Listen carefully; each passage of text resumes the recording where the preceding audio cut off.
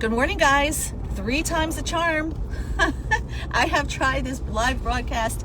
I have done it, as David would say in Schitt's Creek, I have done this thrice. So let's hope 3 times the charm here in the video and being able to go live. But thank you for joining me today for another episode of Coffee Chat with Donna, Car Ride with Donna, and Casey, who is right over here, my COO of operations, who's very diligently looking outside and seeing if she could see squirrels or anything fun. But today's conversation, and the reason why I wanted to come in today for today's Facebook Live, is to talk about this concept of softening. So in the therapy world, as a therapist, there's a statement that's called a softener statement. And what that means is that someone will, let's say someone has the intention, their heart has been broken, their heart has been hurt.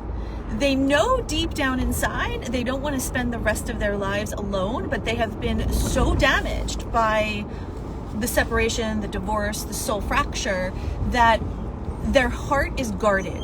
So they don't really want to open their heart up to be vulnerable again because of the pain, and their brain goes back to the memory of the pain.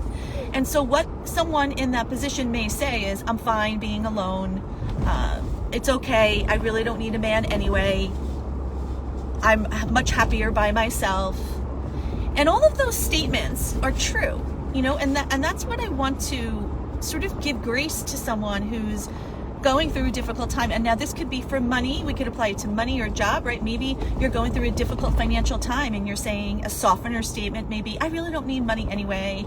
Money is for greedy people and I only need the little things. And, maybe it's a job, right? Where you're saying, maybe you're out of work and you've been out of work for a while and it's becoming frustrating and you're saying, you know what, it's better off, I'm going to do something else, and now I have this time to do XYZ, right? So we could really apply softener statements to any area of our life. But let's go back to the example of the woman who says, whose heart is hurt, whose heart has been damaged, and now deep down inside there's a soul spark, that there's a desire for her to live this life, this life that she knows could be hers. Because guys, here's something that's really critical and important to understand. Your soul's expression, your soul's desire and your soul's expression comes out through you. It comes out through you listening to that inner guide, to having faith in that little voice that's guiding you and taking the steps forward. That's how your soul expresses itself. So if your soul is kept in a cage and your soul is kept locked and your soul is kept in a place where it doesn't see the light of day, you're not going to be living your life full out, and you're not going to be able to be experiencing it the way we are meant to be experiencing it. So going back to that woman who's saying, my heart is broken, I'm better off being alone. Again, those statements are true, but here's what I want to give you a little bit of contrast on. Could we say those statements are true right now? Right? Let's not make this the sweeping statement that this is going to be the rest of your life. And you don't even have to be convinced that you want to be with someone later on, but you also don't want to squash your possibility to opening up your heart to love. So in the moment, your heart may be hurt. In the moment, you may not see the possibility of love ahead of you. In the moment, you may say, I'm better off being alone. And that's totally cool, right? That's where we say, today, in the moment, and you allow yourself the possibility of, if and when that time would show up, you're going to be ready for it. So you don't squash yourself in keeping that softening statement, because basically what you're doing is you're just softening your desires so your ego and your brain can cope with it. Because what you really want is not showing up in your life, and you're really feeling it to be so incredibly difficult and painful. So what you're doing is you're just creating a statement to make yourself feel better. Now again, in the moment when we know this, now we can take responsibility and accountability for it and say, you know what? I deserve to be in this moment right now, because I don't know if I ever want to be with someone. I may be very much happy off, alone today. This is where I am today. And that's what I want to encourage you is to, when you're thinking, when you're in a struggle, or when you're in a moment where you're making this this sweeping statement for the rest of your life of, oh, you know, I just want to be alone, or I really didn't need that job anyway, or, you know, it's really not that important to me to have close friends. It's okay if I don't have any, right? All of those are softening statements. And in the moment, it's okay. But what I want you to do is step back and listen to your heart's desire. Listen to that soul's expression. Is that really what your soul wants? Because I know this for sure. We were born 100% out of love. We were literally created out of love. And not one of you, there's not one person here in Divorcing Gracefully and Beyond that was born to live on austerity for love. It actually is abuse towards self. Right? If you think about, we are literally hardwired and created to be connecting with other people, to be in a group with other people. It's in our DNA. You know, if back in the day when we were running from dinosaurs and saber-toothed tigers, we don't have fangs and claws and things to defend us. So being in a group is what saved us. And if we were outside of that group, it meant certain death. And I learned this from my friend Robert Gregory, who I was on a Clubhouse interview the other day. And it really brought to light that this is not just a feeling or a thought that you have. This is ingrained in your DNA. This is human physiology. We are created to be in groups. We are created to be with other people. So when you're framing that you just want to be alone, or that you're not ready for love again, just add that little statement right now. That's going to make all the difference in the world for you, because your heart, and later on down the road, your heart may be ready and be open to receiving someone in your life. And what I would suggest is, there's a saying that I say with my clients is, you cannot paint the house while the porch is on fire. And what I mean by that is, you know, let's say a year from now or 2 years from now, you decide you want to open yourself up to relationships, or just, you know, whatever, maybe getting a new job, or stepping up into this new, you're ready, you're out of that phase, you can see the forest through the trees, and you're ready to step up to this next level in your life. Well, you just can't decide, okay, I'm ready and it's going to happen. You don't want to do the work when you want the result. You want to do the work before the result. You want to do the work now. And that's what I would implore you to do, is right now is the time to do the work. Right now is the time to dig inside and get into those subconscious belief patterns and behaviors that are preventing you from living your life full out. Because I am your advocate. I know you have within you a goddess. You have within you a greatness. You have within you a purpose. You have within you a destiny that is just waiting to be born.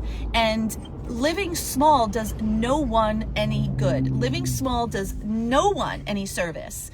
And more importantly for you, when you're squashing your possibility and you're not living in your soul's true exposure to the world of where it's going, we don't want to learn any of these lessons again, right? I don't know about you, but my heart's been broken enough. I don't want to have my heart broken again. I want to learn the lesson. I want to go through that so I could be expansive. I could be open. I could be receiving, right? I could be receiving love, because that's the law of reciprocity in this universe. There's contrast, there's up and down, there's black and white, there's hot and cold. So we learn what we want many times by experiencing what we don't want. And don't allow your heart fracture or your soul fracture or the pain from your separation or divorce to create the identity of who you are and keep your soul hostage. Now, you may have your life together. You may, your home may be beautiful. You have good friends. You have good family. You've got a good job. You know where you're going that way. But there's this little thing in your heart that's pulling you. So what I would encourage you, going back to the softening statements, is ask yourself, where am I using softening statements? Where am I really not allowing myself to fully say, with my shoulders up and my head back, and just saying, I want this? Because guess what you get to say? You get to say, I want love. I want love, without having a parent or a friend or a family member say it's not possible, or we don't get that, or, you know, it's not, whatever, right? You get to stand up in your own right and claim what it is you want. You may not know how to get there. You may not have any idea of how it's going to show up for you. Hello, that's what I'm here for, right? That's my job, literally, is to help you. But when you stand up and you claim without apology, unapologetically, I am ready for this. I am ready for my life. I am ready for my love. I am ready to step in this. Well, now you have taken power and control over the quantum physics of your life to begin to allow the universe to put pieces in place to allow that outcome to come to you. So think about today where you're using softening statements. Think about where you're squashing your possibility. And maybe it's not even in yourself. Maybe you're using this language with your family or with your friends. You know, think and just be observant of what language you're using.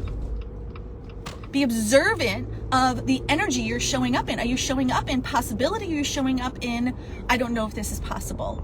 So look at that language of, where am I minimizing my possibility? Where am I squashing my possibility? Where am I softening? And then declare today, decide what it is you really want. Decide that one thing